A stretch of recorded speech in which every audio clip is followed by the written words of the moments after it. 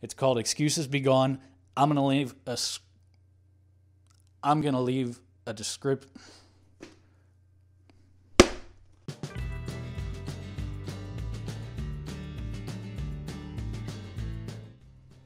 What's going on, everybody? This is Jeremy with Tech Specs Gaming, and I'm coming at you with another Real Talk. So today, I wanted to talk about something that I've been working on over the past couple of years called overcoming obstacles. Now, on a personal level, I've learned a lot of things, and I'm going to share just a couple of those with you today. So first and foremost, one thing you need to know and you need to understand, get this in your head right now. Excuses are bullshit. You know, people will tell me all the time, well, you know, I would like to go to the gym, but, or I'm really working hard to try to save money, but, you know what, that magic little word right there, but is that magic little key word that makes everybody stop listening to you when you're speaking. And for one reason.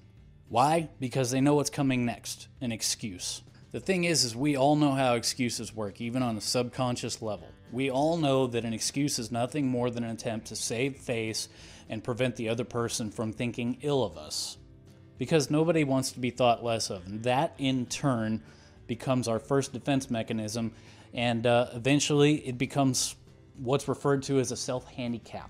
I'll be the first to admit that I've used my fair share of excuses in the past, some more justifiable than others. Let me give you an example.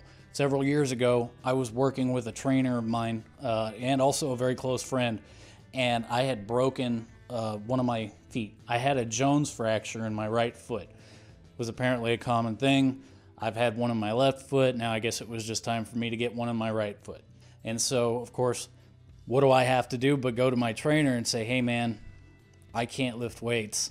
Now, I was embarrassed because on one side of it, I had my doctor telling me, hey, you don't want to push this any further until we can get it fixed. But then on the other side, I was working hard and trying to attain a goal, and I felt like I was stuck in limbo between two different things. At that point, I had to give my friend and my personal trainer an excuse for why I couldn't lift. At that point, I kind of felt like a piece of garbage.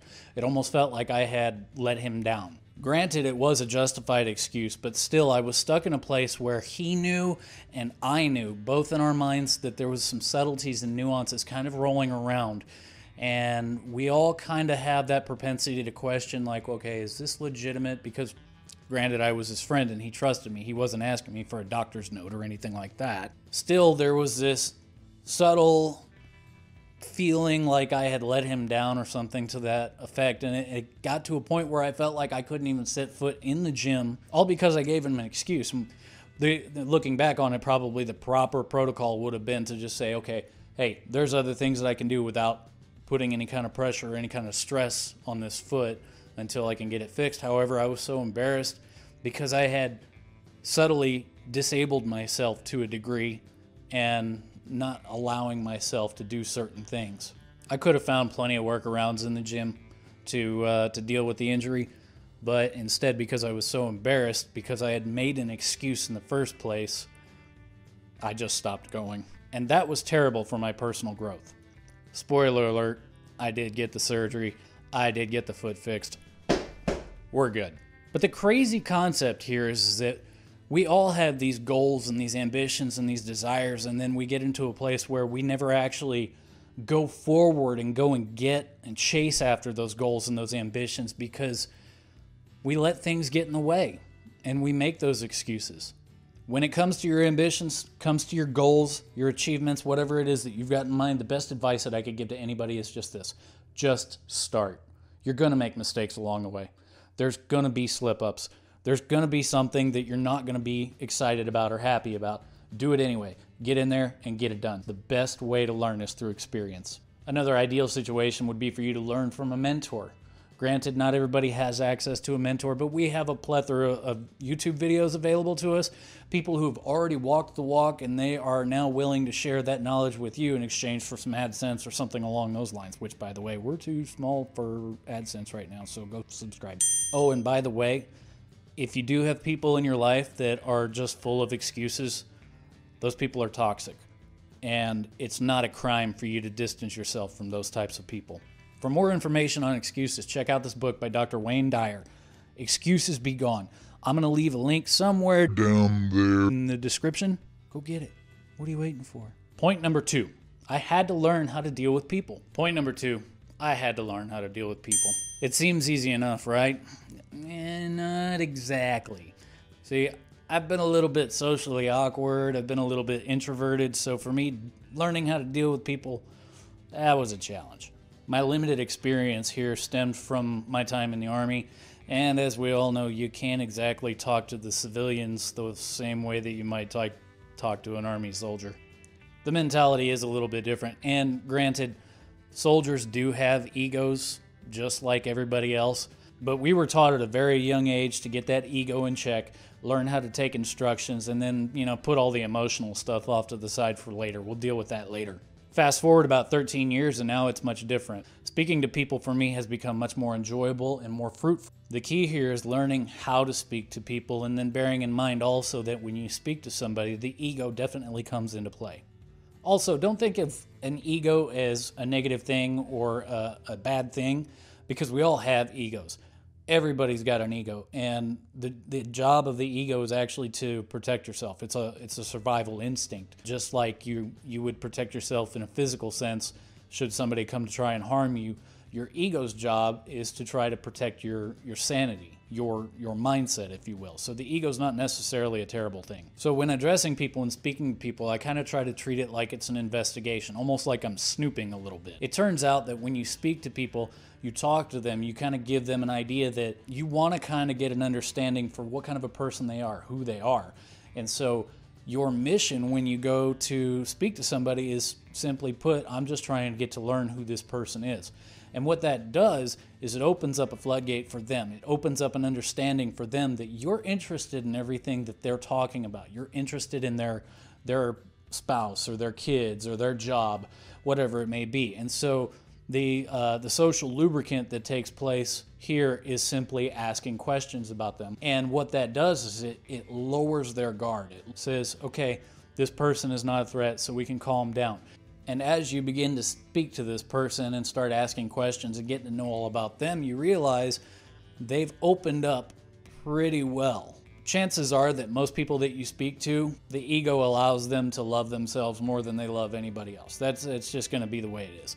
Again, not necessarily a bad thing, just understanding this basic concept can really help you to get the social lubrication going. Your goal ultimately here is to leave this other person feeling like they've enjoyed the conversation with you. And what better way to make somebody enjoy the conversation than to talk about themselves? On the flip side, if you want to have a difficult time trying to get to know somebody, talk about yourself. Now that can be a two-edged sword, because another person that you may be discussing things with, they might also understand this technique and they might turn it and use it back against you, in which case, hey, don't be afraid to ask. Don't be afraid to talk a little bit. Absolutely open up. If they ask you a question, answer it, but then you turn the conversation right back to them. Final point here, if you feel like the conversation is starting to get stale, all you have to do is politely excuse yourself. Going back to point number 1, don't come up with an excuse to excuse yourself unless it's a really good one, like you're about to shit your pants. Offer a handshake. Say, hey, it was nice to meet you. I appreciate talking to you. Hopefully we can do this again. Something along those lines. Be polite, be courteous, make the eye contact, and boom, you just made a friend. Now, of course, if you're interested in learning more about talking to people, I also have some book recommendations for you, and they're going to be somewhere down there. The first one, How to Talk to Anyone, Anytime, Anywhere, and this is by the man Larry King. Check it out. It's awesome. The other one, How to Have Confidence and Power in Dealing with People, and that's by Les Giblin. Fantastic book. And it also explains a lot of the ego stuff that I've been talking about. Number 3, this one's a big one. Generosity. By far, the best thing that I've ever done for myself has been doing for others. So I'm going to go back one more time to my personal trainer. I'm going to tell another story about this. And I'm actually going to mention his name, Brandon Smith. He runs training from the ground up in a small little town called San Angelo, Texas. Awesome place to work out, by the way. Brandon corrected me on something, and I want to tell that story. So I show up to the gym, training from the ground up, shameless plug, and I'm ready to get my workout in, and Brandon and I are having a conversation just before we actually start the exercise. I'm always a little bit early. So Brandon had complimented me on some of the growth that he had been seeing in my personal life. He said that he had noticed my attitude and general demeanor towards people had changed significantly, and he was very impressed. Not patting myself on the back here. My joking reply, of course, because I always have to say something smart-ass, was just like, hey man, I love everybody except car sales. He stopped me right there. He said, hey, those guys have the hardest job in the world. Why don't you try to sympathize for them? I was taken aback a little bit, and I said, really, why? Because car salesmen, they're like the lowest of the lows. And he said, stop. If you want true personal growth, you have to learn how to be the best part of somebody else's day. Oh, got me right there.